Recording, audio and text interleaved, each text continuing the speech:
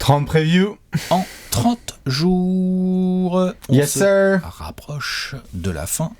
Et oui, et on se rapproche surtout de Los Angeles. Ouais. Facile l'indice là. Oh, oh. Ah, il y en a qui ont bugué avec les Clippers. Franchises. Merde. Ah, mince. Alors comme ça, on fait dans le dernier week-end, on peut avoir le choix entre certains, peut-être les Lakers, les Clippers. Est-ce que ce sera les Clippers ou une autre équipe demain? Ça, on verra. Indice enfin.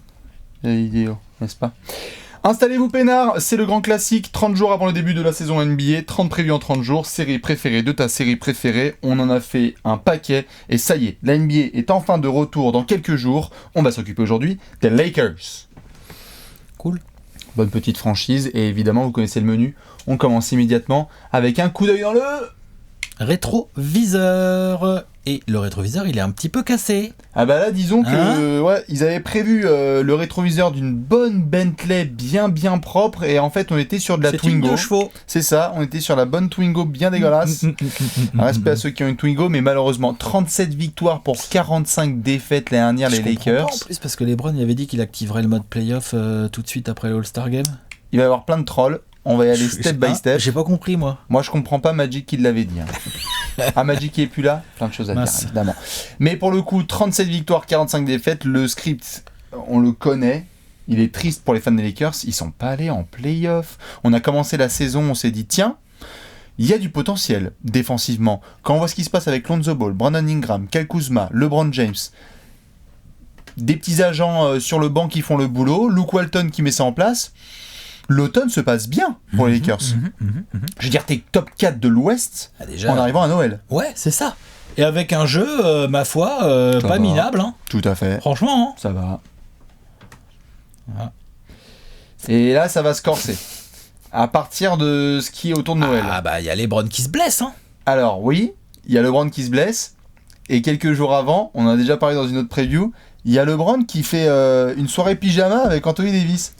Allô, Eddie. Et... N'en parle pas, mais viens à la maison. Voilà. T'inquiète, ça va pas leaker. C'est au 5238 sur King Boulevard. C'est ça. Tu rentres par la porte derrière. Le gros backdoor. Anthony Davis qui se pose sur le canapé de LeBron. La suite, on la connaît. Hein. Mais donc, le 25 décembre, en effet, blessure de LeBron lors du match à Golden State. Et pourtant, les Lakers remportent ce match avec un gros Lonzo, Ivica Zubac et tout. Lance Stevenson.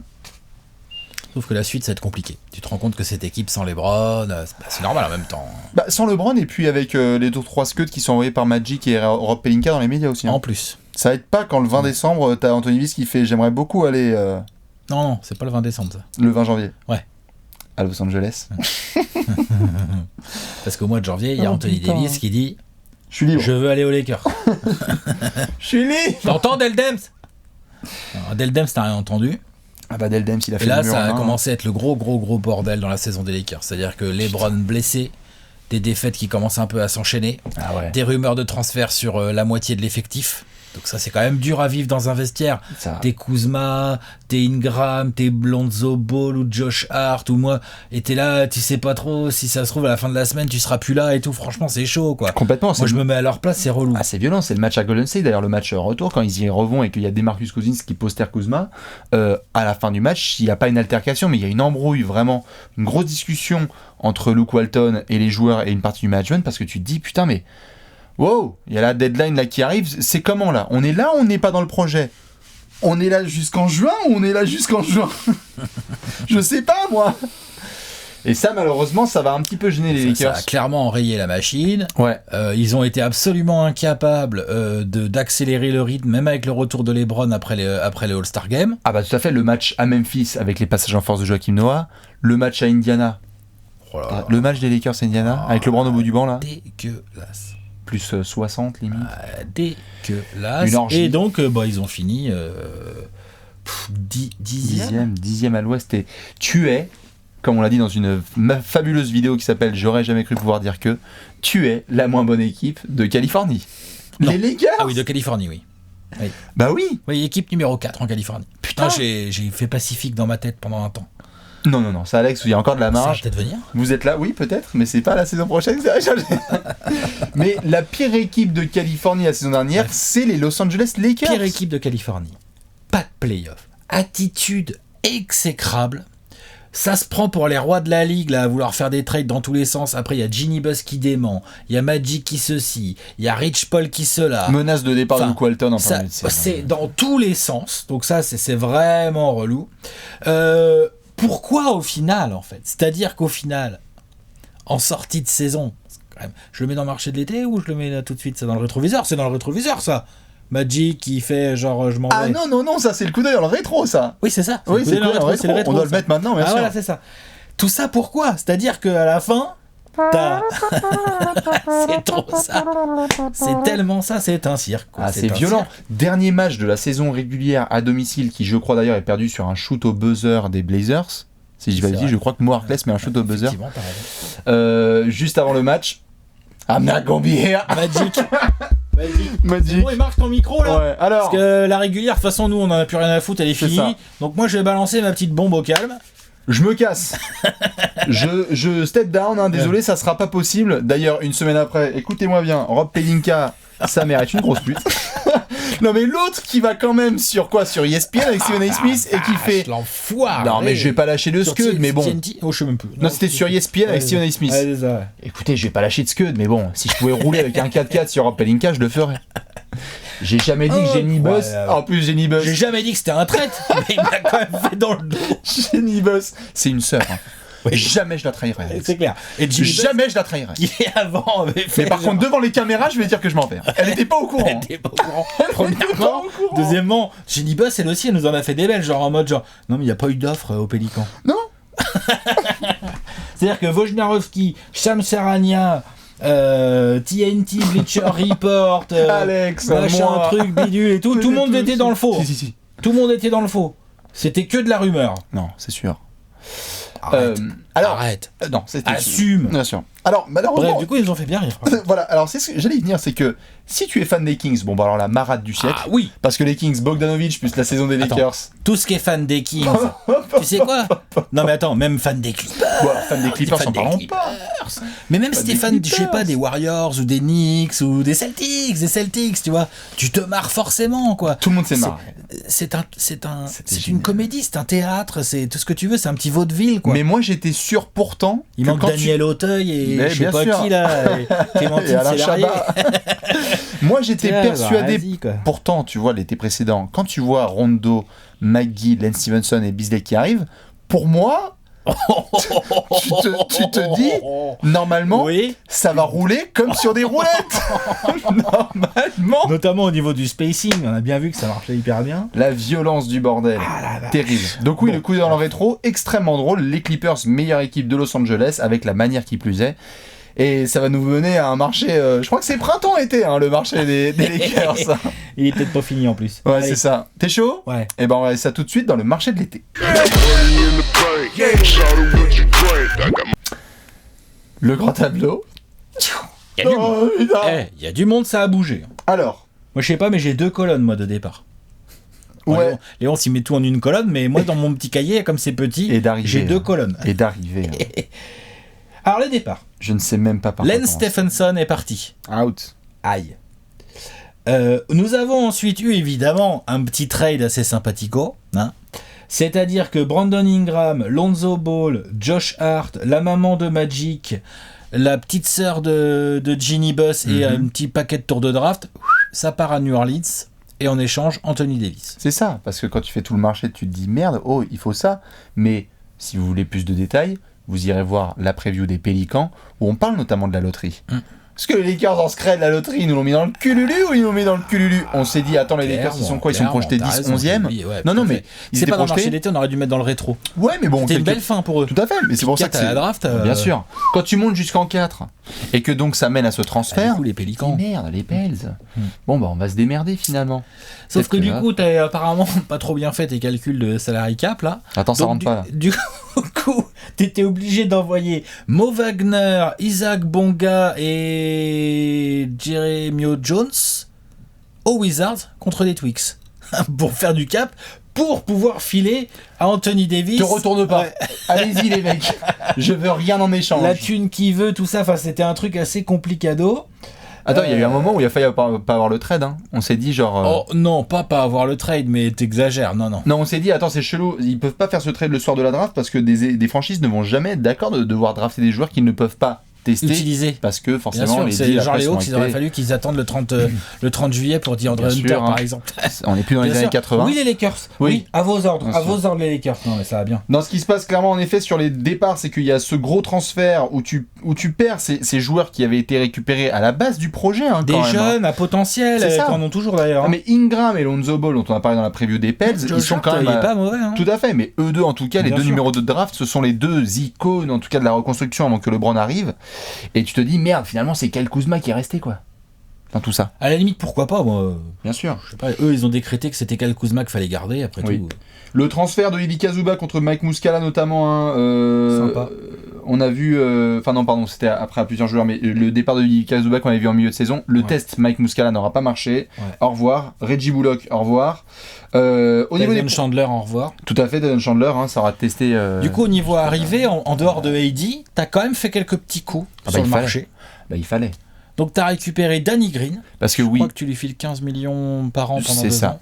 Disons que niveau hiérarchie, ce qu'il y a eu, c'est qu'on a eu LeBron. Je crois qu'il y a une semaine, on a vu genre LeBron, AD, et Maurice Wagner, Bonga, Kuzma, et voilà. Et il y a eu une semaine où ils étaient que 3 joueurs, les Lakers. Et donc là, ça a attiré des vétérans. Et on s'est dit, bon, bah en effet, Danny Green, on va le prendre. Avery Bradley. Danny Green, excellent. Ouais. Avery Bradley, c'est pas mal non plus, hein. Non, mais ok, je vois. C'est pas mal, t'exagères. Ah. Écoute, alors là, Quinn Cook. Ça, c'est bien. Demarcus Cousins. Costa Non, t'as pas le droit de rigoler, Alex. Non, tu peux pas rigoler. Je peux pas rigoler parce que je suis. Non, en fait, je rigole dans le sens où. Mais quel poids il a, quoi. On peut pas rigoler. Non, mais je rigole pas de lui, du joueur et de sa blessure. Je rigole juste du côté. Situation. C'est tellement poissard comme truc, quoi. Parce que là, c'est arrivé et départ. Parce que sur le papier, c'est un bon coup des Lakers, hein. Franchement, au prix où ils le payaient, ils récupéraient Demarcus Cousins pour le mettre pivot dans leur groupe, là. C'était un bon coup. C'est de la poisse. Ouais, tu te fais ligament croisé là en août. Putain, mais quelle emmerde. Bon, du coup, tu dois quand même backer ça avec Dwight Howard. Costas Antetokounmpo, mais il est en two-way, je crois. Et tu as le rookie, là, celui avec des bras de 8 km de long, là. Talen Horton-Tucker. Voilà, lui. Tu as oublié quand même quelqu'un d'important. La mascotte des Brooklyn Nets, Jared Dudley. Jared Dudley, tout à fait, le leader. Le franchise player de celui Brooklyn. Qui va essayer de tenir le vestiaire des Lakers. Sachant que quand on fait cette espèce de mélange entre coup d'œil dans le rétro et marché de l'été, comment ne pas mentionner dans les départs Luke Walton, arrivé Frank Vogel. Tout à fait. Frank Vogel et Jason Kidd. Et comment il s'appelle? J'arrête pas de le louper. Lionel Hollins. Oui, Lionel Hollins, tout à fait. Un petit staff nouveau. Le premier qui se fait renvoyer, ça marche comme ça, en fait, hein. C'est Vogel s'en va en décembre, Kidd arrive en janvier, Lionel Hollins arrive en mars. Je sais pas, mais en tout cas, l'attelage est bizarre, mais il y a de l'expérience, ce sont des mecs qui connaissent la NBA, quoi. C'est ça. Après, on va voir comment ça fonctionne. Après, il y a eu des prolongations que j'ai plutôt bien aimées, moi, par contre. Moi, j'aime bien que ça garde Javal, que ça garde KCP et tout ça, non? C'est pas des prolongations, tout ça? Si, en fait, il y a Javal, tout à fait, KCP, Rondo et Caruso. Mais Caruso. Tu aimes bien, toi? T'aimes quoi? Moi, je trouve ça bien de garder ces mecs-là à pas cher, là. Ils sont dans le groupe, ils sont déjà là. Moi, le King Caruso, moi, je garde. Parce que c'est le meilleur joueur de l'histoire de l'humanité. Javal McGee, c'est bien aussi. Javal McGee, je garde tout le temps, moi, dans ce groupe. Juste la phrase. Bah ouais, mais il sert. Non, mais bien sûr qu'il sert, mais c'est juste quand on sait ce qu'il... Enfin, tu te rends compte où on en est. Et Rondo, KCP, bah écoute, ouais, pourquoi pas, au prix où c'est payé et tout, je dis pas non. Je dis pas forcément non, c'est pas forcément idiot. Le prix est pas mal, c'était juste par rapport au fait que Javel McGee, en effet, je trouve ça aussi vachement bien, mais c'est dingue de se dire que la phrase tous les jours on le garde, on le prolonge par rapport à l'historique qu'il a vécu, ce mec. C'est ouf comme story. Le passage à Golden State pour lui, ça a été une révélation, quoi. Tout à fait. Et là, aujourd'hui, Javel McGee, quand il est prolongé aux Lakers de LeBron et AD, on se dit ah ouais, c'est... Ils ont intérêt de le faire. Il fallait. Ils ont besoin. Non mais c'est dingue quand même. C'est dingue qu'on en soit arrivé là. Franchement, tu sais quoi? Mais j'ai envie de te dire, un, tant mieux pour lui, et deux, il le mérite. Et il a fait le taf pour. Parce qu'en fait, exactement. Ça c'est bien. C'est un joueur qu'on a tout le temps décrit comme un benet. N'empêche que lui, au moins, par rapport à d'autres, que je vais pas citer maintenant, il a su écouter un coach. C'est ça. Un jour, et se dire, ok, je vais écouter le coach et je vais faire ce qu'il me dit. Je suis peut-être limité sur le terrain, mais je vais faire ce qu'il faut. Ouais. Je suis d'accord. Et du coup, il s'est fait une carrière comme ça, en fait. T'es starter chez les Lakers 2019-2020, on le fera après dans le 5 majeur, évidemment. Mais juste à tout petit angle, on est revenu là rapidement sur les coachs. Frank Vogel, on va voir ce que ça donne. Il a fait un peu une année un peu into the wild, comme on dit, hein, parce qu'à Indiana, ça s'était très bien passé. À Orlando, c'était tendu. Et puis, il y a une année un peu off. Et là, il revient du côté des Lakers. Il va avoir la pression sur lui, mais... Comme on l'a dit, il est bien entouré. Il y a Jason Kidd en toute simplicité. Et Lionel Hollins pour l'aider aussi. Ça va être pas... Marché hyper actif. Bon, ça après, c'est les Lakers, hein, on le sait. Mais Monsieur Frank Vogel va devoir nous articuler tout ça, n'est-ce pas ? Ouais, on va regarder. On va regarder ça tout de suite dans le 5 majeur.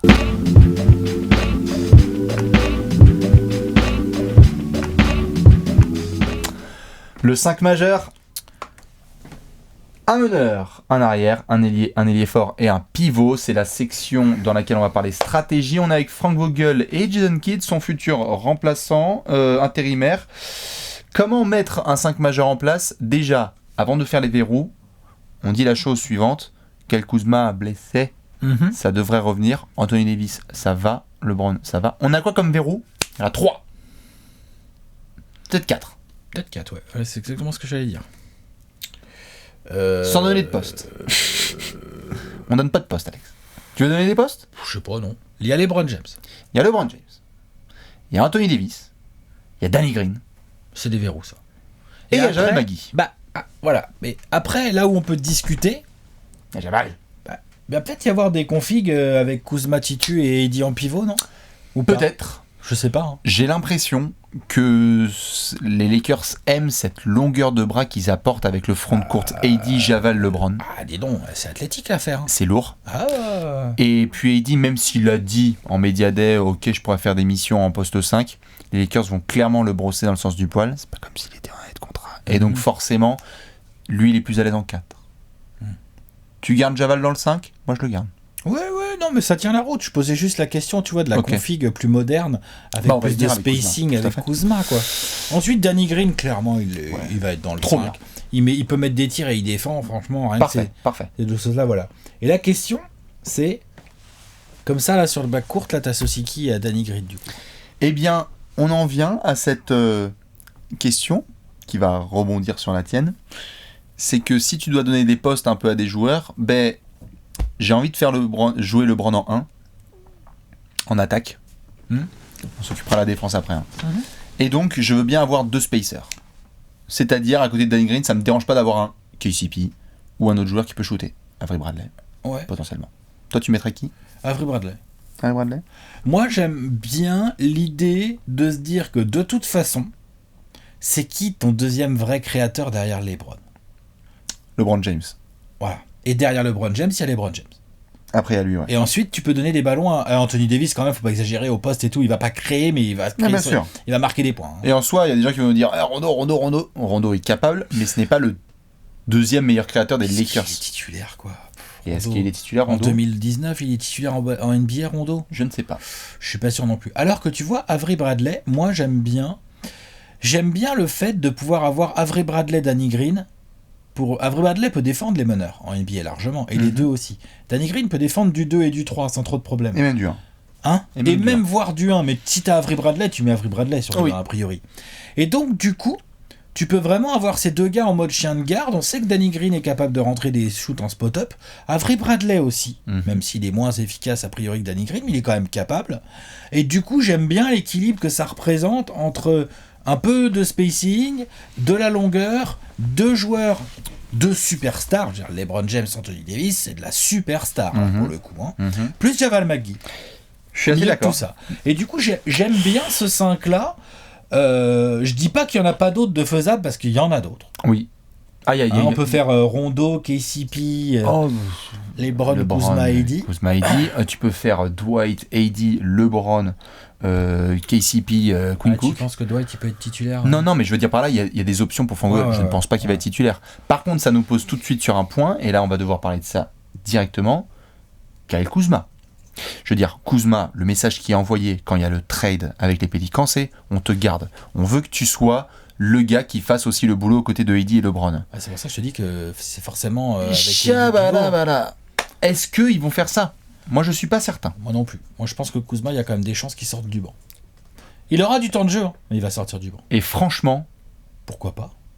Moi, si Frank Vogel arrive à faire accepter ça à Kuzma, chapeau. Moi, j'aime bien. Parce que, bon, oui, je dis ça parce que notamment Kuzma, il est arrivé tout de suite en Media Day, il marche le micro, ouais. Je vais être All-Star cette saison. Non, mais il l'a dit, tu vois, parce qu'il a envie que. Non, mais pourquoi il a dit ça? Parce qu'il a des ambitions et qu'il joue chez Los Angeles Lakers. C'est bien, il est ambitieux, mais il y a déjà 2 All-Stars quasi assurés dans sa team, en fait. Bon, après, c'est Kyle Kuzma aussi. Oui, mais voilà, c'est pour ça, c'est un peu chelou comme déclat.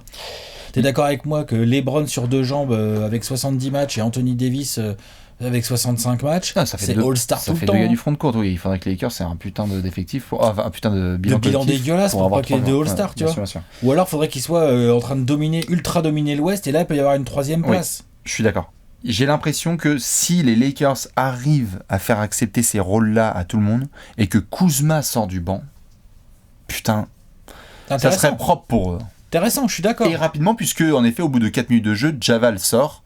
Et là, t'as ta traction AD, LeBron, Kuz. Voilà, en fonction des fautes. Et tu te démerdes. En fonction du pivot qui est en face, tu t'organises, quoi, tu vois. On est d'accord. Mais moi, je pense que ça peut être intéressant. Pour moi, en seconde unit, avec des Rondo, des KCP, des Quinn Cook, et donc du coup un Kuzma, et potentiellement un Dwight Howard, un Jared Dudley, tu vois, ces gars-là. Putain, t'obtiens une seconde unit intéressante. C'est-à-dire qu'il y a de quoi organiser des rotations, là, du coup, pour notre ami Frank Vogel. Tout à fait. Tu peux te démerder et avoir du matos. Maintenant, faisons la hiérarchie, je te propose, par rapport à ce poste, allez, 1-2. Si on a donc Rondo, Avery Bradley, Quinn Cook, Troy Daniels, Alex Caruso, KCP, Danny Green. On a Danny Green tout en haut. C'est quoi le temps de jeu suivant? Avery Bradley? Ouais, pour moi, oui. Rajon Rondo, là, direct? Ou KCP. KCP. Au-dessus de Rondo? Ouais. Rondo a plus de temps de jeu de Quinn Cook? Je pense que oui. Rondo... Au moins au début. Ok. Rondo a plus de temps de jeu de Caruso? Oui. Pas déconner. Oui, bah d'accord, mais quand même, faut pas déconner. Attention. Ok. Non, t'es pas d'accord? Moi, non. Tu penses que... C'est pas que je... Tu penses que Rondo, il est au bout du banc et qu'il joue 3 minutes par match, quoi? Je ne sais pas, parce que j'aime bien le joueur par séquence, mais je me demande que va faire Rondo cette saison avec ces Lakers-là. Il a montré qu'il pouvait parfois rentrer ses shoots et défendre, et vétéran, et distribution, etc. Mais j'ai du mal à le voir sur le terrain plus que d'autres. Enfin, Quinn Cook shoot mieux. Ah oui. Quinn Cook shoot mieux que beaucoup de gens dans cet effectif. Hein. Quinn Cook est un des meilleurs shooters de cet effectif. Caruso, évidemment, il n'a pas un tiers de l'expérience de Rondo. Évidemment, on ne va pas commencer à faire des blasphèmes, mais athlétiquement et défensivement, et même parfois à la création, ça peut être pas mal. Il l'a montré un petit peu, même si je sais en dessous de sa gueule, parce que voilà, c'est Caruso, mais moi j'aime bien le joueur. Et ouais, sur les postes 1-2, ça va être intéressant de voir comment il distribue le temps de jeu, monsieur Vogel. Complètement. Parce que tu as quand même, tu as des belles options sur les postes 3, 4, 5, mais il y a quand même un peu plus de respiration, je trouve. Il y a un peu plus de... on peut, tu vois. Tu peux jouer, tu peux surtout défendre. C'est ça. La création en attaque, on verra comment ils jouent. Mais comme ils ont 2 joueurs extrêmement forts en attaque, qui n'ont pas forcément besoin d'un collectif huilé pour scorer, quoi. LeBron et AD, même si ça joue pas bien au basket, ça se trouve à la fin du match, t'as 60 points, t'as 25 rebonds, tu vois. Bien sûr. Genre, c'est vrai. Bien Donc, ils peuvent peut-être se concentrer, c'est ce qu'a dit Frank Vogel d'ailleurs, qui voulait se concentrer à mort sur la défense, là. Oui. C'est un bon message, parce que c'est ça que doivent faire pour moi les Lakers. Tout le monde a été très clair là-dessus. AD, je veux être défenseur de l'année. Frank Vogel, il faut qu'on soit très bon. Les Lakers ne seront aussi bons que s'ils défendent bien. Je suis totalement d'accord avec Vogel. Je suis totalement d'accord. Bien sûr. Maintenant, quand tu dis ça en octobre, comment ça se passe en janvier? Le truc, c'est que t'as quand même t'as le personnel, quoi. T'as Avery Bradley, t'as Danny Green, t'as KCP qui est quand même pas un mauvais défenseur. Bon, LeBron, ça fait longtemps qu'il fait plus les efforts, mais il est capable d'apporter quand même des choses. Va-t-il le faire? Et du McGee, Anthony Davis ou du Dwight. Merde, quoi. Tu vois, il y a des joueurs qui ont un profil où on va voir comment ça donne, mais ça peut donner une défense correcte. Disons que quand tu regardes sur le papier, tu te dis oui. Maintenant, on est. C'est le terrain, quoi. Maintenant, on est sur le terrain, voilà, c'est ça. Et en fait, on est surtout. On vous a montré le marché de l'été, là. Et il y a. Enfin, les mecs sont en train de se connaître là. C'est en train de se découvrir. En d'équipe, c'est négatif pour l'instant. Ça, c'est clair. Après, ça peut bien se passer tout à fait, mais non, mais pour l'instant, cohésion, ouais, c'est ça. Faut que ça gagne un peu. C'est ça. Là, je leur souhaite vraiment un truc aux Lakers, c'est gagner un peu d'entrée de saison. Il va falloir. Parce que si tu démarres par un truc compliqué et tout, machin, Il est au montant si tu de jeu. démarres par des wins, ah oui, ça va calmer la tout peut chose. se mettre en place assez bien. C'est ce qui s'est passé d'ailleurs l'année dernière avec le premier road trip à l'Est où en fait LeBron a fait genre bon, on va gagner les matchs, ça va calmer des ardeurs et puis voilà. Donc il faudra en effet que les Lakers soient bons d'entrée. Ils ont le potentiel défensif, ils ont tout ce qu'il faut. Enfin, tout ce qu'il faut. Ils ont aussi des armes offensives pour leur permettre d'être hyper productifs. Qu'est-ce qu'on pourrait, dans un monde idéal, pour les mettre en clear-cut favorite, qu'est-ce qui leur manque ? Tu sais, le petit move là de fin janvier ?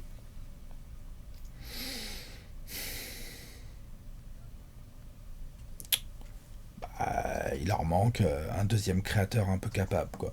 Tu vois, genre, si au lieu de Rondo, t'as Derrick Rose sur le banc, tu vois, par exemple. Tu sais ce que je veux dire ? Ouais. C'est mieux. Non ? Si, je suis d'accord. Derrick Rose, il finira par venir jouer aux Lakers, y a pas de raison. Il a joué aux Knicks, aux Bulls, aux Pistons. Y a pas de raison. Normalement, ouais. Bah. Mais. Non, mais tu vois, un gars comme ça. Un gars qui tu as filé la balle, qui est un scoreur, qui est capable de passer son défenseur et de créer un petit peu. Un deuxième, quoi. Ouais, je veux bien. Bon, c'est con, hein, parce que Lonzo aurait été parfait là aussi dans ce qu'il y a. Non, c'est parce que notamment, j'aime bien cette équipe, mais on est sur un tout autre ton que celui de l'année dernière en termes de jeunesse. Je veux dire là, pour ce qui est de galoper. Ah bah, il y a des jambes qui ont déjà couru, hein, ça c'est clair. C'est qui le mec le plus rapide de cet effectif ? Le plus rapide pur, bah, c'est LeBron.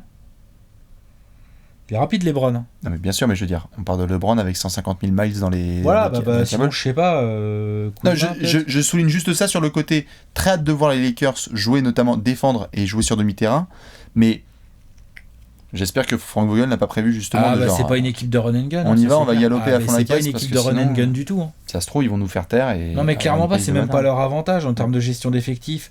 Ils ont quand même AD qui se blesse tout le temps. Ils ont LeBron qui est quand même plus tout jeune. Ils n'ont pas du tout intérêt à courir. Hein. C'est pour ça que je leur souhaiterais juste, en effet, comme tu as dit, là, un autre meneur créateur, mais un mec qui surtout met de la dynamo, quoi, un peu. Comme tu as dit, Derrick, par exemple. Bon, évidemment, il est à Détroit, donc il fera son boulot ailleurs. Oui, non, bien sûr, mais le profil, je parlais du profil. Hein. Tout à fait, on est d'accord. Dites-nous en tout cas ce que vous pensez de ces rotations. Monsieur Frank Vogel, il va y avoir plein de messages qui vont lui être envoyés dans la gueule. Hein. Quel 5 majeur vous mettez en place ? Quel Kuzma, pas quel Kuzma ? Javal ou pas Javal ? Dans tous les cas, nous, on va devoir passer une grosse question. Ouais. T'es chaud ? Allez, on envoie. C'est la question de la mort.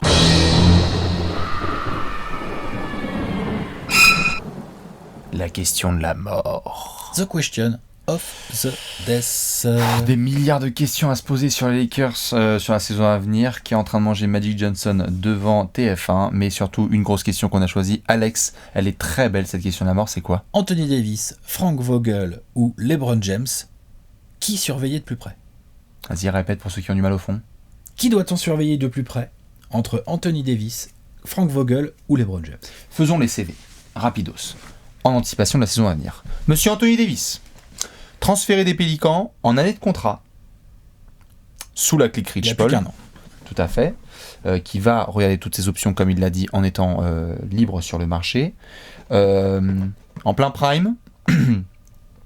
Parmi les meilleurs joueurs au monde dès qu'il a deux jambes sur le parquet. Tout à fait.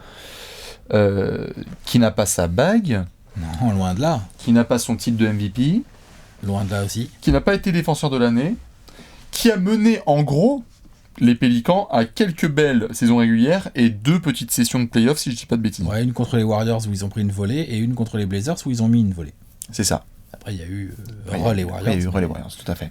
Donc AD, quand tu le vois, tu te dis... Bon, il a vraiment la déterre normalement pour aller nous faire une saison de bâtard. Et ça se voit tout de suite dès le Media Day et dès qu'il fait des sorties médiatiques. Tu sens qu'il est revigoré un peu, le garçon. Il est motivé. Je pense que lui aussi, mine de rien, on s'est foutu de sa gueule, on a charrié sa communication et tout. Mais lui, finalement, cette nouvelle saison qui va bientôt démarrer, avec un nouveau maillot pour lui, un tout nouveau challenge, bah, c'est forcément excitant, c'est forcément motivant. Mm-hmm. En plus, il se retrouve à côté de LeBron James. C'est pas n'importe quoi. En termes de coéquipier, tout Anthony Davis qu'il est, il se retrouve à côté de LeBron James. Mm-hmm. Tu vois, donc il doit se dire, tiens, trop bien. Enfin, il a eu quelques coéquipiers corrects, Anthony Davis, mais bon, tu vois, du niveau de LeBron James, clairement. J'aime bien jouer Holiday, mais bon. J'aime bien Marcus ou je sais pas quoi, ou Étoile de mort, mais bon, c'est quand même différent. Donc clairement, Anthony Davis, au niveau du CV, c'est ça, c'est grosse motivation, joueur incroyablement fort quand il n'est pas blessé. Et toute la question, c'est de se dire, quel Anthony Davis on a envie de voir aux Lakers. C'est-à-dire évidemment qu'on a envie de voir le dominant un peu des deux côtés du terrain et tout, mais Bien sûr. évidemment, point, rebond, contre, passe décisive, il est pas dégueu, capable de shooter, Oui, capable d'aller sous. Il sait tout faire, Anthony. Il sait tout faire, et les déclats sont très clairs. Après, on sait que ce sont des déclarations, mais quand lui dit qu'il veut être défenseur de l'année, et il en est capable, c'est pas un mec qui se met un objectif de taré comme on vient de parler de Kuzma qui va être All-Star, ça se trouve il va l'être, mais AD peut être les yeux fermés dans la course au défenseur de l'année. Ouais. Quand LeBron arrive derrière et dit à partir du moment où Anthony Davis est sur le terrain, c'est par lui qu'on doit passer en attaque, on peut assister à la plus grande saison en carrière d'Anthony Davis. Ah bah c'est clair que Anthony Davis, qui a toujours été la cible numéro 1 des équipes adverses, depuis qu'il a mis le pied en NBA, là t'as quand même LeBron James, quoi. LeBron James, ok, il va avoir 35 piges, mais ça attire les défenses, quoi. Ça va. Donc il peut avoir plus d'espace qu'il en a jamais eu. Hein. C'est ça. Et donc augmenter sa production à la passe, au shoot, au scoring, au contre. Enfin, je veux dire, et puis AD il se retrouvait dans un duo incroyable, quoi. C'est quoi ce duo de forwards, quoi? Évidemment, non. C'est LeBron James et Anthony Davis, non, c'est quoi ce duo de forwards? Parce que les gens n'ont pas encore forcément. C'est un délire. Ouais, bien sûr. AD, ce qui est intéressant, c'est que tu le disais là, quitte à faire le profil complet, c'est que tu disais quand il n'est pas blessé. Et je pense que c'est ça qu'on va surveiller en premier. C'est que pré-saison, regarde, pré-saison, ça y est, ça a mal au pouce. Il y a un doigt et ça passe pas. Malheureusement, Anthony Davis, il y a un doigt, il s'est fait mal au pouce et voilà. Anthony Davis, je fais juste la liste. Tu me permets ? Vas-y. Saison rookie, 64 matchs.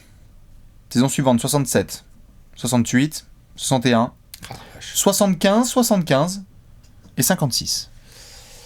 Bon, 56 de l'année dernière, voilà. Circonstances atténuantes. Tout à fait. Mais on connaît le CV d'AD. Il se blesse. Il joue blessé. Il se blesse. Il nous faut plus de 75 matchs d'AD. Idéalement, oui. Je m'en bats les couilles du load management avec Anthony Davis. On en parlera avec un autre joueur, mais avec AD, là, je ne vois même pas comment tu peux le reposer.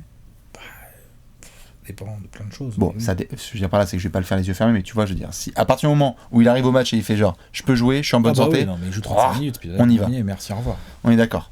Mais donc, AD, ça c'est juste pour le profil complet. Monsieur Frank Vogel. Comme tu l'as dit tout à l'heure, très belle réussite dans l'Indiana. Ça va deux fois en finale de conf contre le Heat de LeBron, d'ailleurs, ils se connaissent les deux garçons. Avec un Vogel qui avait réussi à injecter une espèce de mentalité défensive du Romal, Roy Hibbert, David West, mais même Paul George, même Danny Granger. C'est lui qui l'a eu, Danny Granger? Non, il était peut-être déjà pas blessé, mais Len Stevenson. Il a dû l'avoir, mais c'était la fin de Danny. Tu vois, enfin, il a réussi, voilà, à instaurer un truc. Après, il a été recruté par le Magic, là, il n'a pas réussi. Et là, on lui donne une opportunité qui est complètement différente de tout ce qu'il a connu avant. Recruté par Rob Hennigan, hein, évidemment. Recruté par Rob Hennigan au Magic, bien sûr. Inutile de le préciser parce que derrière, tous les mecs qui sont passés par Hennigan, c'était tendu. Ouais. Donc là, on lui donne une opportunité, genre, ça n'a rien à voir. Mais rien à voir.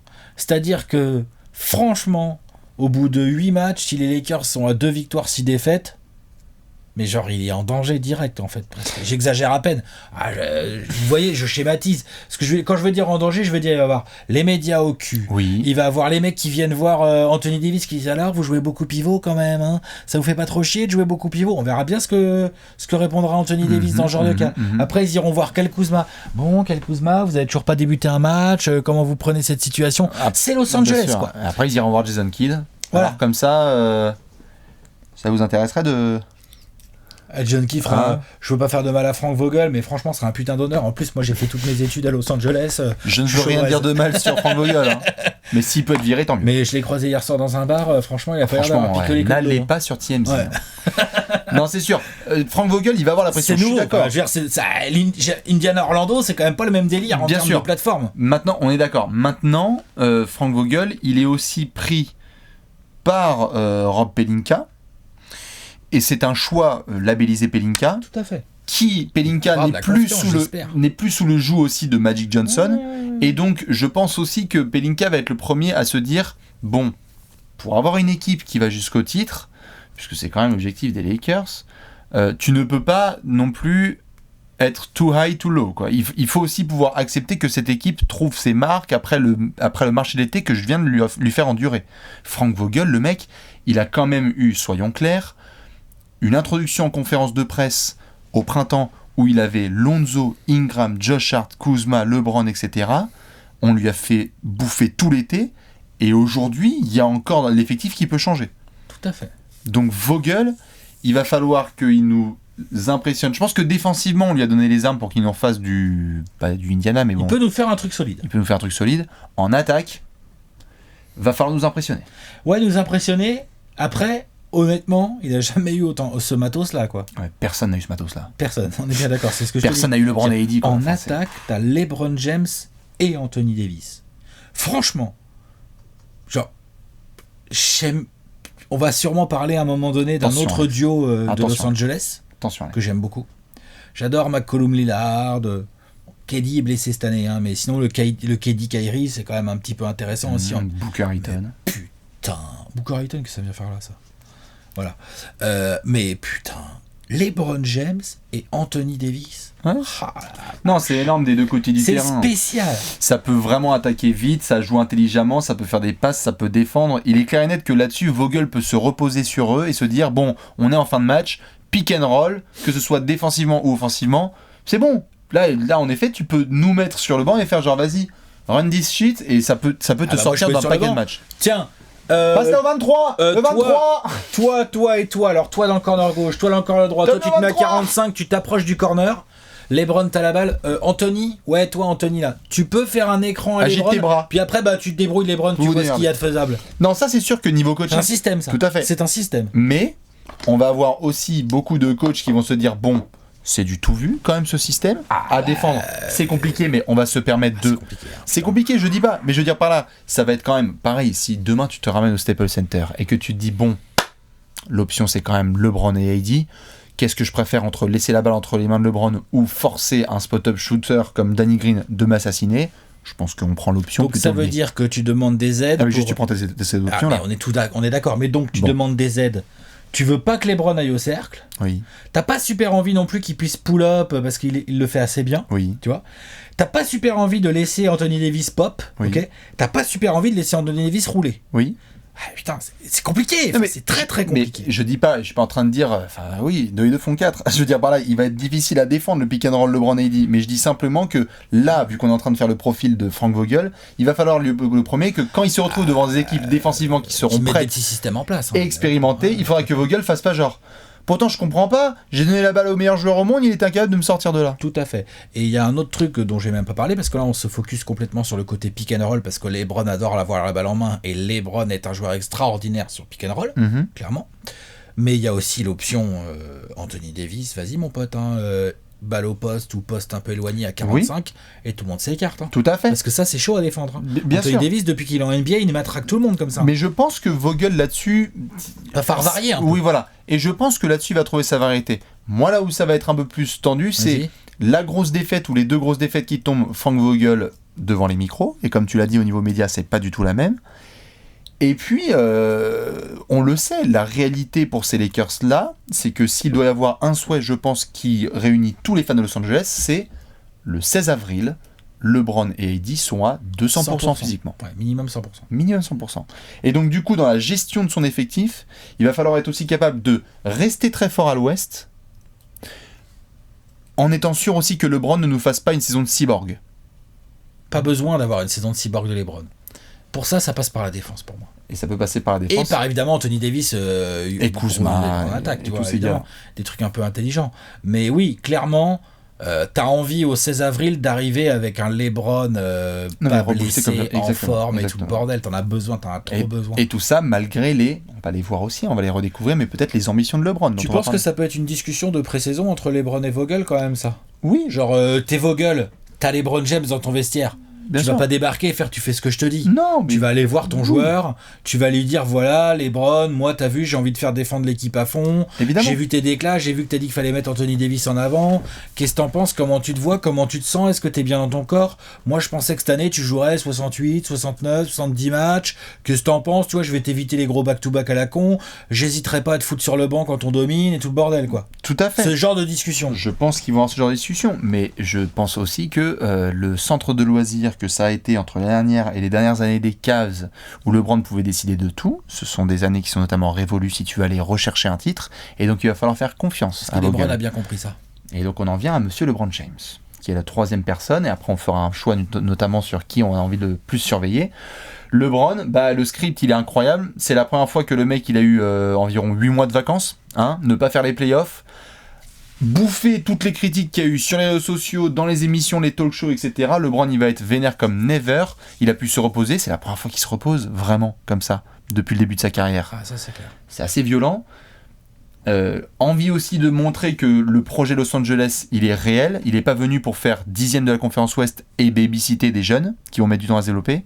Montrer qu'il y a un vrai projet sportif au-delà de business, quoi. Exactement. Montrer aussi que defies greatness, c'est-à-dire j'ai 35 ans, je peux encore faire des statistiques que personne n'a fait dans sa 17e saison en NBA, 16e. LeBron, 16e, je crois que c'est la 17e. Ou 17e, tout à fait professionnel, ce qui est assez violent. Et puis aussi tout le script qu'on a vu l'année dernière, c'est-à-dire LeBron, amazing, 27-8-8. Il y a deux côtés du terrain. Si on parle de Lakers qui vont être aussi prêts défensivement, ce sera aussi à LeBron de dire ok les gars, j'ai AD certes et Danny Green à côté de moi, mais il va falloir aussi que je fasse les efforts. Je vais montrer que je peux faire les efforts. Et notamment là, moi où j'attends LeBron aussi beaucoup, c'est sur le load management. Je pense que clairement il faut absolument. Après, tu peux pas. Non, mais on est sur 70 matchs. Lutter et empêcher les blessures. L'année dernière, il s'est fait les ischios. Ouais, bien sûr. C'est une blessure qui arrive. Puis on l'a bien vu. Bientôt 35 piges. Tu récupères pas pareil qu'à 25. C'est clair. On espère quoi, 70 matchs de LeBron? Oui, et surtout, on espère que le load management qui va être effectué, parce que c'est sûr, il va y avoir du load management sur LeBron, va surtout empêcher ce genre de petites blessures musculaires à la con. Après, tu peux pas, il se tord la cheville sur un mauvais contact, ça c'est le basket. C'est, voilà, mais par contre, ce genre de petites blessures musculaires ou le dos ou je ne sais quoi, l'épaule ou quoi, faut vraiment. Enfin, musculaire, c'est pas l'épaule, c'est pas musculaire, mais faut vraiment qu'il y ait une vraie stratégie. Et je pense que LeBron, vu ce qu'on sait de lui et de comment il entretient son corps depuis qu'il a 14 ans, il doit y penser à ça. Oui. S'il y a un bon échange avec Frank Vogel, il y a moyen de faire quelque chose. Parce que l'objectif, c'est le 16 avril. Après, là où je suis d'accord avec toi, c'est là où LeBron doit mettre le ton. LeBron doit mettre le ton. Bah ouais. LeBron doit mettre le ton. LeBron, on l'attend Day One, là. Day One, il y a Kawhi Leonard, là. En opening night. C'est monstre. Non, bien sûr. C'est con, mais si LeBron est capable, et ça marche pour Kawhi d'ailleurs, mais on en parlera dans une autre preview, je pense.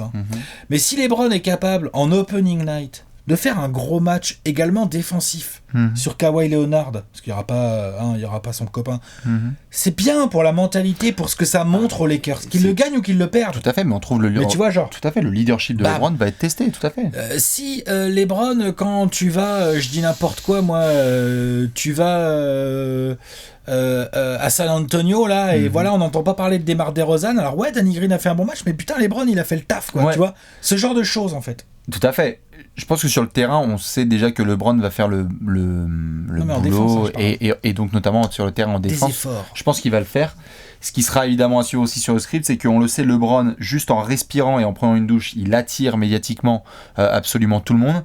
Et donc, impossible de regarder la saison à venir sans s'assurer que AD soit prolongé. Il faut que AD soit dorloté, chouchouté, qu'il puisse être bien mis en avant. Je dis pas que c'est un enfant, mais je dis simplement que quand tu vois par exemple un LeBron et un AD, et qu'on se retrouve dans une situation où des médias viennent en fin de match et disent on sait que LeBron est très fort à ça. Les médias viennent voir LeBron en fin de match, AD vient de remporter la rencontre parce qu'il a fait 42 points, 17 rebonds comme il est capable de faire à 13 sur 16 de shoot. Voilà. Je pense que tout le monde s'en bat les couilles si Frank Vogel dit c'est le MVP cette saison. Par contre, si LeBron il prend le premier micro, il fait le MVP cette saison, c'est Anthony Davis. Ça joue à mort. Ça joue à mort. Et LeBron va avoir ce rôle. Il va le faire. Il va le faire, je pense. Mais c'est encore à voir. Il faut qu'il le fasse. Oh, il va le faire. Je suis même pas inquiet. Normalement, oui. Premièrement, il va le faire, et deuxièmement, il va. Parce que LeBron, il veut pas rester en 22-4-4, tu vois. Enfin, LeBron, c'est des standards de ouf. Donc il a aussi 7-7-7. Oui, mais il voudra aussi remporter des matchs en étant aussi sur le devant de la scène. Ça reste LeBron. Ça arrivera. Oui. Il n'y aura pas de problème. Et moi, ce que je veux dire, c'est que si ça gagne, avec un LeBron en des grosses lignes statistiques et un Anthony Davis avec des grosses lignes statistiques, il n'y aura pas de problème. Ça va fonctionner. Le truc est dans l'intensité, dans le côté team. Anthony Davis, il a aussi besoin de ça. Il a aussi besoin de sentir que le fait d'aller aux Lakers et de jouer avec LeBron James, c'est un cap aussi qu'il est en train de passer naturellement. Non, je suis d'accord. Donc il a besoin de ça. Il a besoin dans le vestiaire, genre, On peut en dire ce qu'on veut, je pense que LeBron James dans un vestiaire... Ça pèse un peu, il a la voix quoi qu'il faut. Tu vois ? Ouais, bien sûr, je pense qu'on l'écoute. Alors, donc ça c'est très important tout ça. Oui. Et après sur le terrain, LeBron ça reste un joueur altruiste, ça reste un joueur collectif, ça reste un excellent passeur. Tu vois ce que je veux dire ? Donc l'entente technique, franchement je pense que ça peut être bien sûr, monstrueux. Mais tout à fait, je pense que c'est simplement voir dès qu'on quitte notamment le terrain ce que ça va donner.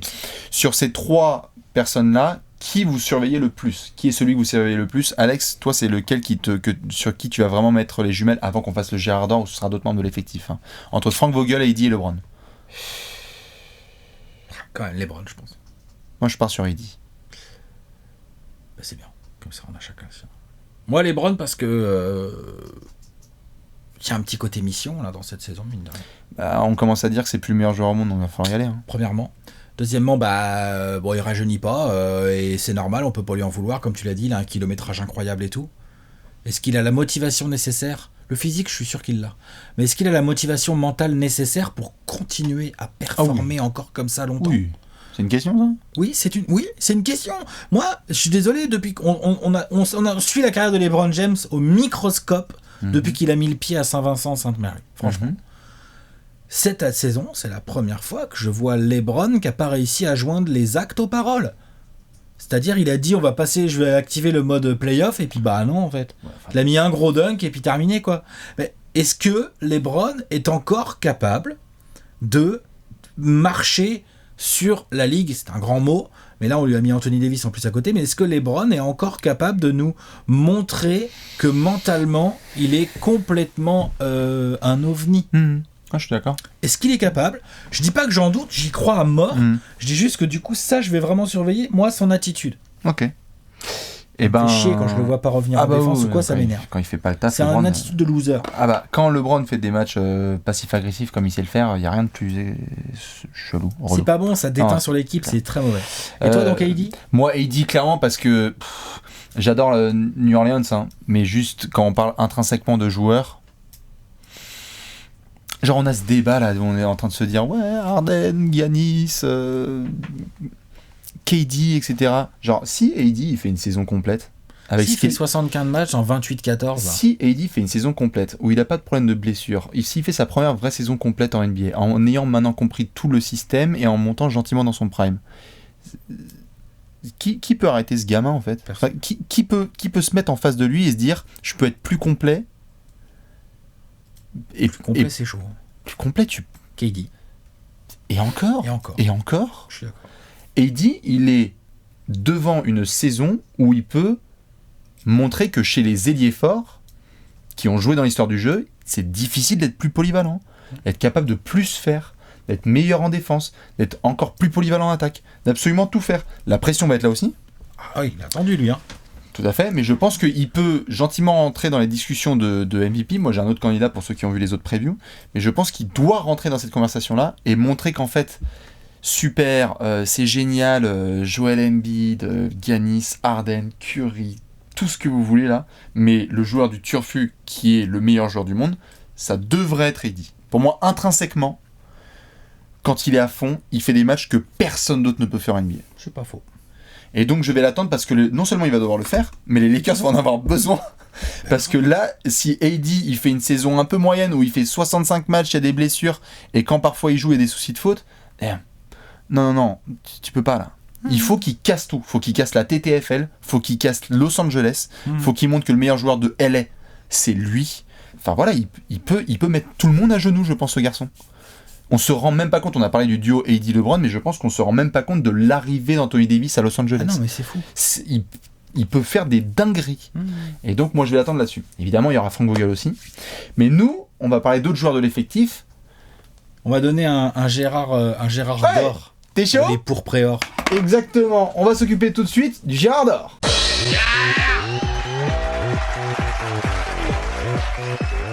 Le Gérard d'or, le Gérard d'or. Alex au pétard, t'as vu ? Hop. Ça va.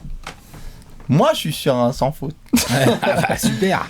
On est au Staples Center, il est 4h du matin et nous sommes avec des excellents commentateurs et Jack Nicholson aussi, des Lakers, qui va nous faire cliquer sur Lakers autres que LeBron et AD. Alex, c'est qui ton Gérard d'or ? Cette année, c'est Avery Bradley. Parce que comme je l'ai laissé un peu paraître quand on a fait le 5 majeur tout à l'heure, je pense qu'il peut avoir un rôle très important, en fait. Moi, je l'aime assez bien, ce joueur. Je trouve que à Boston ou à Détroit, on a trop voulu demander de créer, parfois, alors que c'est pas son truc. Par contre, s'il y a bien un truc sur lequel je l'ai toujours trouvé très impressionnant et très intéressant, c'est Avery Bradley, guidé par un duo LeBron-Anthony Davis, ça peut devenir un putain de 3&D, quoi. C'est-à-dire que il peut rentrer des tirs, après il faut qu'il travaille, mais on sait que le tir ça se travaille, et il a quand même une base pas non plus médiocre, quoi. Il a quand même une vraie base, on l'a déjà vu en mettre un paquet. Et puis bonjour le pitbull, quoi. Bonjour le combo guard en mode pitbull, quoi. C'est-à-dire que quand tu vas jouer les Lakers, on parlait de défense tout à l'heure, on sait ce que Danny Green est capable de faire physiquement, en intelligence, en expérience et tout. Si à ses côtés, l'autre guard est défendu en mode j'ai les dents dans ton short par Avery Bradley, il y a des lignes arrière qui vont passer une mauvaise soirée. Moi je vous le dis contre les Lakers. Vraiment, surtout qu'en plus quand tu passes le rideau, si tu passes, il y a Anthony Davis, Dwight Howard, Jamal McGee, tout ça pour t'accueillir. Donc le rôle d'Avery Bradley en défense et en spot-up shooter pour espacer le terrain en attaque, franchement, peut être primordial. C'est-à-dire qu'il peut devenir, si ça se passe bien pour lui, peut devenir en fait titulaire. Et il n'y a pas de discussion. La question, pour toi, il peut devenir le titulaire. Bah oui, parce que de toute façon, comme on l'a dit dans le 5 majeur, je trouve qu'il n'y a pas tellement d'autres vrais créateurs purs que LeBron. Donc pourquoi pas foutre Avery Bradley dans ce cas-là ? On est d'accord. Voilà. C'est vrai. Il va être intéressant, monsieur Avery Bradley, qui était passé par les Clippers d'ailleurs. Il est passé aux Clippers, il est passé aux Pistons, avant les Clippers, et avant il était encore à Boston, évidemment. C'est ça. Mon Gérard, cette année, c'est monsieur Dwight Howard. Eh oui, monsieur Dwight, l'option C, puisqu'à la base, c'était DeMarcus Cousins qui était prévu. Malheureusement. Eh bien, Dwight Howard, pour plein de raisons, je vais le surveiller de très près. Déjà parce que, on le connaît, le Dwight, dès qu'on a des espoirs, on est déçu. Commence à faire le con. Est-ce qu'il peut encore, lui ? Eh bien justement, je pense que la façon dont il a été intégré dans l'effectif fait qu'il le sait. Le contrat, les attentes, la ville, LeBron, tu n'as pas le droit à l'erreur. Tu ne peux pas. Parce que là, si les Lakers veulent te virer, ils peuvent. Il n'y a pas de problème contractuel. On s'en bat les couilles et on va aller prendre un autre pivot qui fera le taf sans problème. Donc Dwight, il est enfin dans une situation où là, il n'y a pas ce genre il n'y a pas de tentation, il y en a plein à Los Angeles, mais il n'y a pas la tentation de se dire je gagnerai quand même des millions et puis merde. Ouais, voilà. Dwight joue sa place aussi dans la ligue et sa crédibilité. C'est une de ses dernières chances là. C'est une de ses dernières chances. Donc moi j'aime assez bien en fait la signature parce que je pense qu'en second unit il peut faire un taf. Il peut faire un taf très très sympathique pour redevenir le défenseur qu'il a été autrefois. Offensivement, se prendre toujours des petits dunks, des alley-oops et des rebonds offensifs. Et puis c'est tout. Moi, je ne demande que ça de Dwight. S'il fait ça sur la saison régulière, sans trop se blesser, ne pas faire le con sur TMZ, en boîte, ou je ne sais quoi, et répondre poliment aux médias, je sais que c'est beaucoup demandé, mais bizarrement, plus que d'autres saisons, j'y crois à celle-là. Donc, monsieur Dwight Howard, s'il te plaît, reste en NBA et montre que tu peux être en fait cette espèce de facteur X des Lakers cette saison, qu'il peut être en sortie de banc, franchement. Il peut faire un taf absolument monstre. Et ainsi aider en second rideau à devenir les Lakers à devenir une bonne équipe défensive. Et évidemment, on surveillera nos amis André Iguodala et J.R. Smith. Expérience défensive tout simplement aussi. À l'entraînement pour Javal, travailler un peu la défense, le placement et tout, Dwight Howard, c'est pas mal. Évidemment, comme je le disais, on va surveiller André Iguodala et J.R. Smith. Bien sûr. On surveillera tout au long de la saison. Voilà pour les Girardins, nous on va devoir terminer avec un gros prono. Ouais, un pronostic avec un grand C, comme une équipe de Los Angeles. Exactement. Eh bien, on va devoir tout de suite se pencher sur le pronostic.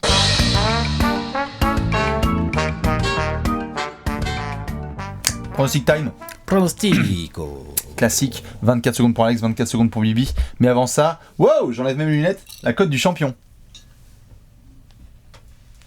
5. Elle est à 5. Elle est à 5. C'est-à-dire, pourquoi tu fais cette tête ? Tu trouves ça bas, haut, tu trouves ça comment ? T'as envie de mettre de l'argent dessus ? Non, Alex, est-ce que tu vas mettre tes 100 balles sur les Lakers champions ? Tu sais quoi ? Ça m'excite plus que toi les Sixers. Alex ? Ça m'excite plus. Alex ? Oui ou non ? Pourquoi? Parce qu'il faut que je fasse quoi là après? Enfin, que je mette l'argent et tout, c'est ça? Ouais. Moi, les gens. Sur les Lakers, comme ça, avant même que la saison soit commencée. Ah bah moi j'ai fait le con sur Sixers, non mais t'es pas obligé. La sélection soit commencée, mais pourquoi pas? Écoute, je suis bon en joueur. En tout cas, plus que sur les Sixers. Très bien. Mais j'ai autre chose à faire. J'ai mon billet ailleurs en fait. Ah. Ouais. Tu vas voir, il va nous mettre un over-under de salopard. C'est sûr et certain. Dans tous les cas, tu as surtout 24 secondes pour nous donner ton pronostic sur la saison des Lakers. Est-ce que tu es chaud? Ouais. On est bon. Eh bien, écoutez, 3, 2, 1, Horace Grant. 50 victoires pour les Lakers cette saison. Des gens vont faire quoi? Si peu et tout. Oui. Load management, LeBron va être économisé. L'objectif des Lakers, c'est de faire une bonne régulière pour arriver avec une certaine continuité en playoff. Mais comme l'a dit Bastien, il faut être à 100% en playoff. Et c'est à partir du 16 avril qu'on va vraiment attendre les Lakers. Les Lakers, ils jouent la bague. Ils jouent pas la première place de l'Ouest. D'ailleurs, je les mets 5e. Bien. 5e. Avec 50 victoires. Est-ce que les Lakers auront l'avantage ou pas au premier tour des playoffs, l'avantage à domicile? Eh bien, 50 victoires, 5e à l'Ouest dans mon tableau. Ça rigole pas l'Ouest cette année. Non, c'est pas mal. Toi aussi? Allez, je vais te dire ça tout de suite. 3, 2, 1, top chrono. 52 victoires pour les Lakers. J'en donne juste 2 de plus que toi. Je crois qu'ils sont aussi 5e. Je crois que je les ai mis en 5e place de la conférence Ouest. Et donc, nos amis Lakers, voilà, comme on l'a dit, il faut être en forme le 16 avril. Attention, ça manque parfois de petites options sur les lignes arrière. On n'est jamais à l'abri évidemment des blessures habituelles de LeBron et d'AD, surtout de AD, puisqu'on va suivre la cuisse de LeBron. L'œil droit sur Frank Vogel et Jason Kidd. Voir comment ça se passe tout au long de la saison quand il y a des road trips qui se passent pas très bien. On le sait, le script, c'est Jason Kidd qui devient coach avant 2020. Voilà pour le petit pronostic. Du coup, on va se faire le petit over-under. 51,5. Donc je suis juste en dessous, t'es juste au-dessus, t'es pile poil dedans. C'est plutôt bien taillé. Je suis assez d'accord avec cet over-under. Donc c'est pas là-dessus. C'est dans ces eaux-là que ça se... Non, mais les over-under, c'est des cotes banales, ça. Ouais, c'est des cotes banales, je suis bien d'accord. Si vous voyez les Lakers à 60 victoires, c'est vous qui pouvez parier dessus. En tout cas, chez Unibet. Nous, on va devoir se montrer le gros tableau. Le gros tableau. Ta-ta-ta. Ta-ta-ta. Ça se complète là.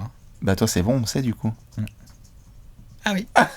On connaît mes 2 numéros 1, moi. Yeah. Il y a un peu de surprise. Bah toi aussi en même temps. Yeah. Oui, mais bon, on savait déjà qu'il y avait tout en haut. Toi, on connaît tes 2 numéros 2, toi. Voilà, on est beau. Dites-nous où vous mettez les Lakers évidemment cette saison, en tout cas en saison régulière dans la conférence Ouest. Bon courage à la Laker Nation. Et évidemment, on termine en se retrouvant demain pour une nouvelle preview des 30 premiers 30 jours. Alex, c'est quoi ton indice? J'en ai pas.